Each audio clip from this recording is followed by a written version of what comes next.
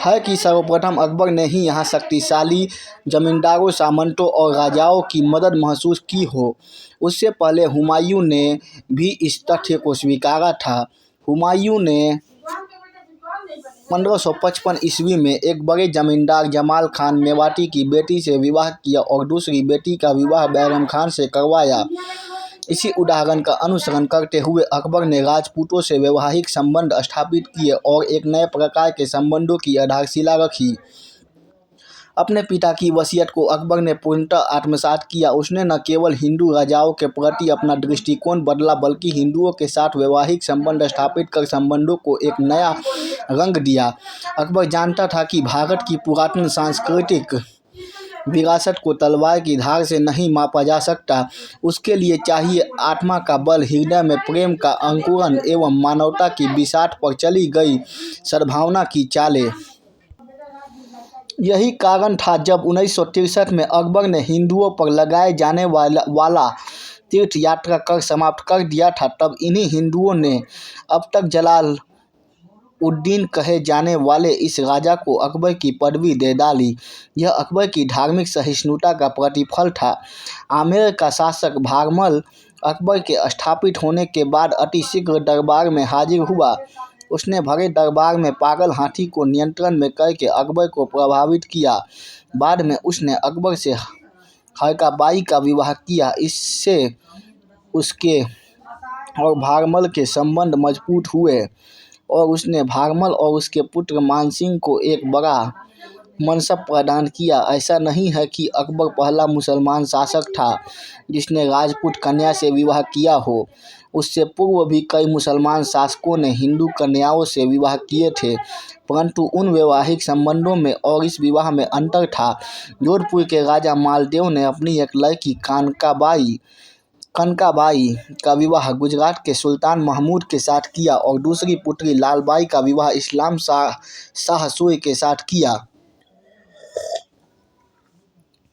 विवाह के पश्चात लड़कियों को अक्सर भुला दिया जाता था और कोई व्यक्तिगत एवं पारिवारिक संबंध स्थापित नहीं हो पाते थे।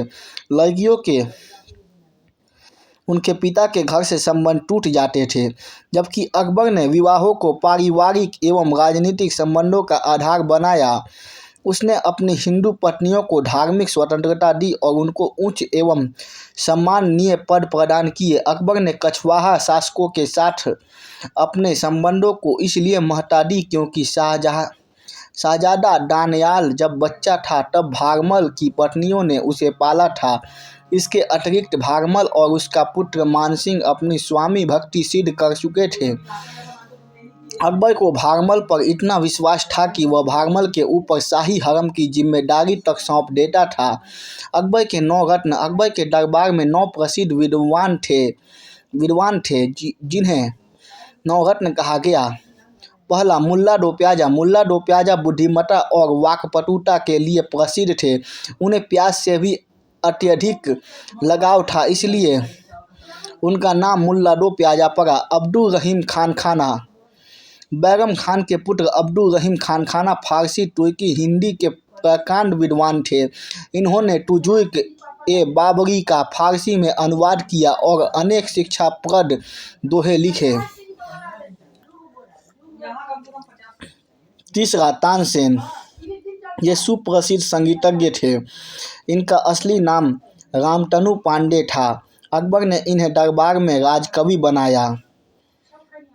राजा तोडरमल। चौथा राजा तोडरमल। यह शेर शाह और अकबर के कुशल मंत्री और प्रशासक थे। भू राजस्व व्यवस्था में इसका महत्वपूर्ण योगदान है। बीरबल। पांचवा बीरबल। ये वाक्पटुता के लिए प्रसिद्ध थे और अकबर के अंतरंग मित्र भी थे। सरस्वती की इन पर असीम अनुकंपा थी। हमीम हुमाम। यह मुगलों की राजकीय पाठशालों के प्रधान अधिकारी थे। अकबर के मित्रों में इनकी गिनती थी। अबुल फजल। इन्होंने आईने अकबरी और अकबरनामा 2 महत्वपूर्ण ऐतिहासिक ग्रंथ लिखे। वे कुशल सेनानायक भी थे। मानसिंह। यह अकबर के सेनापति थे। अकबर के विश्वास पात्रों में इनकी गिनती थी। मुगल साम्राज्य के विस्तार में इनका महत्वपूर्ण योगदान है। फैजी। यह अबुल फजल के भाई थे। इनकी गिनती प्रमुख साहित्यकारों में थी। इन्होंने लीलावती का फारसी में अनुवाद किया। ऐसा नहीं है कि गैर मुस्लिमों के साथ अकबर के संबंध तभी अच्छे रहे हो जब उनके साथ उसने वैवाहिक संबंध स्थापित किए हो। रणथंभौर के राणाओं के साथ अकबर के वैवाहिक संबंध नहीं थे, फिर भी अकबर ने उन पर विशेष कृपा की थी और मित्रवत व्यवहार किया था। गोंडवाना का शासन हांडा राजपूत को सौंपा गया था। इसी प्रकार अन्य राजपूत शासकों के साथ भी उसके मधुर संबंध थे। चित्तौड़ पर विजय प्राप्त करने के बाद अनेक छोटे बड़े राजपूत शासक अकबर के प्रभाव में आ गए और उन्होंने उसकी अधीनता स्वीकार कर ली। अकबर ने भी उन्हें पूर्ण संरक्षण प्रदान किया। पूरे राजपूताने में केवल एक ही शासक ऐसा था जिसने अकबर को जबरदस्त चुनौती दी और उसके प्रभुत्व को मानने से इनकार कर दिया। वह था मेवाड़ का महाराणा प्रताप। अकबर ने उसको झुकाने के लिए मानसिंह को एक बड़ी सेना के साथ भेजा। दोनों सेनाओं में हल्दी घाटी में 1576 ईस्वी में भयंकर युद्ध हुआ। राणा हार गया और उसने जंगलों में शरण ली, फिर भी उसने मुगलों के विरुद्ध संघर्ष जारी रखा। मेवाड़ के अतिरिक्त मारवाड़ के शासक मालदेव के पुत्र चंद्रसेन ने विद्रोह किया, क्योंकि चंद्रसेन को मुगलों के दबाव के कारण रियासत का एक बड़ा भाग अपने बड़े भाई को देना पड़ा था। अकबर ने विद्रोह को दबा दिया और प्रशासन अपने हाथ में ले लिया। अकबर जोधपुर पर नियंत्रण इसलिए रखना चाहता था ताकि गुजरात का मार्ग सुरक्षित रह सके। चंद्रसेन की मृत्यु के बाद उसका बड़ा भाई उदय सिंह मारवाड़ का राणा बना। अकबर ने उदय सिंह मारवाड़ का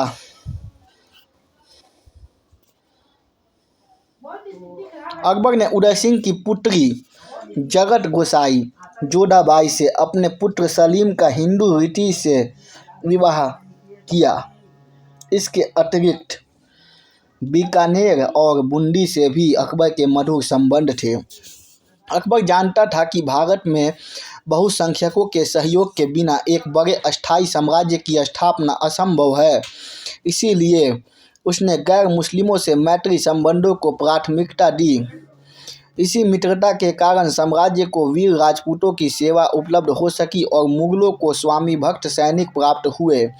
दूसरी तरफ गैर मुस्लिम राज्यों में भी शांति बनी रही और वे आर्थिक रूप से संपन्न होते चले गए। बदले में अकबर ने अनेक राजपूत सरदारों को सूबेदार बनाया। उदाहरण के लिए भगवान दास को लाहौर का, मानसिंह को काबुल का और बाद में बंगाल और बिहार का सूबेदार नियुक्त किया। इसके अतिरिक्त अन्य अनेक सूबों में गैर मुस्लिमों को सूबेदार नियुक्त किया गया। जब तक अकबर द्वारा अपनाई गई इस नीति का पालन किया गया, मुगल साम्राज्य मजबूत बना रहा। जहांगीर और शाहजहां ने कुछ एक फेरबदलों के साथ इस नीति को जारी रखा, लेकिन औरंगजेब बाकी अगले पार्ट में।